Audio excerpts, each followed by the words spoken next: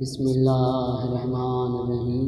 मौला अली अलैहिस्सलाम नहजुल बलागा में फरमाइनि था त कावड़ ऐं इंतिकाम। जॾहिं मूंखे कावड़ अचे त कॾहिं पंहिंजी कावड़ खे लाहियां, छा उन वक़्तु जॾहिं इंतिकाम ते वठी सघां? ऐं पोइ ईअं चयो वञे त सबर कर, या उन वक़्तु जॾहिं इंतिकाम ते कुदरत हुजे ऐं चयो वञे त बहितर आहे दरगुज़र कर। वरी फरमायूं सबर।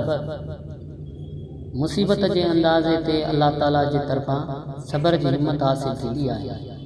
जेको शख़्स मुसीबत जे वक़्तु रान ते हथ हणे तंहिं जो अमल ज़ाया ऐं बर्बाद थिए थो। वरी फरमायूं त जंहिंखे सबर राह नथो ॾियारे तंहिंखे बि ताबी ऐं बेक़रारी परेशान करे छॾे थी।